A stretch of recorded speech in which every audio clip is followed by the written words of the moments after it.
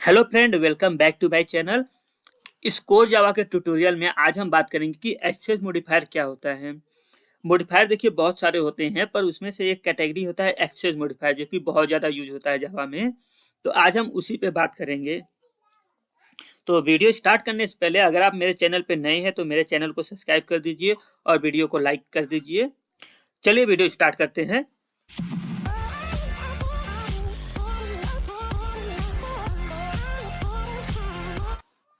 तो ये जो एक्सेस मॉडिफायर है, it help to restrict the scope of class, constructor, variable, method और डेटा मेंबर।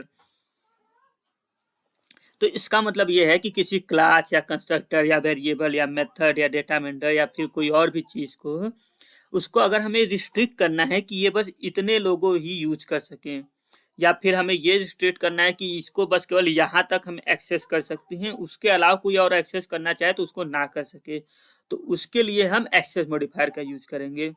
तो हर एक एक्सेस मॉडिफायर का अपना एक स्कोप है। उस स्कोप के हिसाब से आपको जो उस समय सुटेबल लगे उस एक्सेस मॉडिफायर को यूज कीजिए। तो जावा में 4 एक्सेस मॉडिफायर होते हैं: प्राइवेट, डिफॉल्ट, प्रोटेक्टेड और पब्लिक।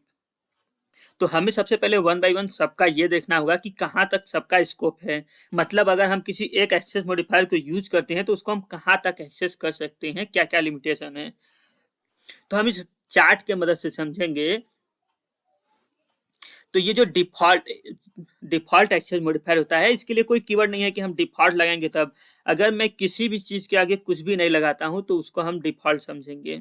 जैसे मैंने एक क्लास क्रिएट किया, उस क्लास के आगे हमें एक्सेस मॉडिफायर लगाना है, मैंने कुछ भी नहीं लगाया तो उसको हम डिफॉल्ट समझेंगे। अभी पिछले वीडियो में हमने बात किया था कि हम क्लास क्रिएट करते हैं तो एक्सेस मॉडिफायर क्लास के पहले लगाते हैं।